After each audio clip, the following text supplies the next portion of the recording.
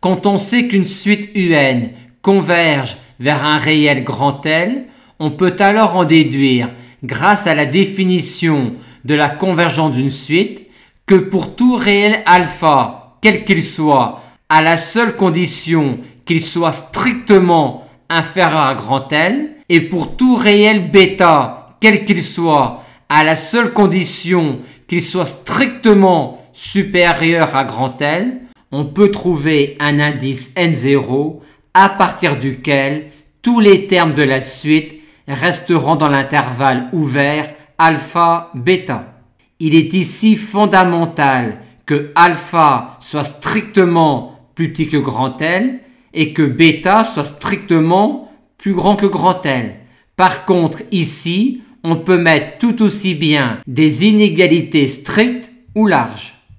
Notons également que l'on ne peut avoir envie d'écrire cela uniquement pour alpha ou uniquement pour bêta. Indiquons également que l'on peut supposer que l'indice N0 est aussi grand que l'on peut le souhaiter. Et dans les exercices, on utilisera cela lorsque l'on souhaitera traduire proprement l'idée que quand UN tend vers L, UN est proche de grand L pour N assez grand. Et on écrira alors cela pour un alpha et ou un bêta bien choisi.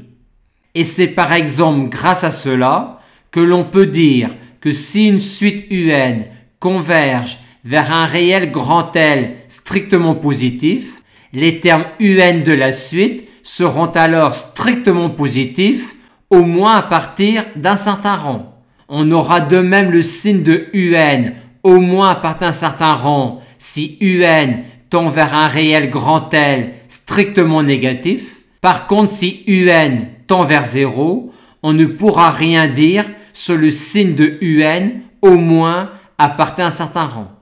Et c'est également grâce à cela que l'on obtient quasiment tout de suite que si une suite UN converge, alors elle est majorée, alors elle est minorée et donc elle est bornée. Et c'est par exemple cela que l'on a utilisé dans la résolution de cet exercice en disant que quand L est strictement plus petit que 1, pour un réel Q compris strictement entre L et 1, il existe un indice N0 à partir duquel cette quantité-là restera inférieure ou égale à Q. Et quand on souhaitera utiliser cette information-là pour montrer la convergence d'une suite Vn en revenant à la définition avec une démonstration avec les epsilon, c'est encore cela qu'on utilisera, mais avec cette fois-ci des alpha et des bêta qui seront souvent du style L plus epsilon, L moins epsilon, ou encore L plus epsilon sur 2, L moins epsilon sur 2.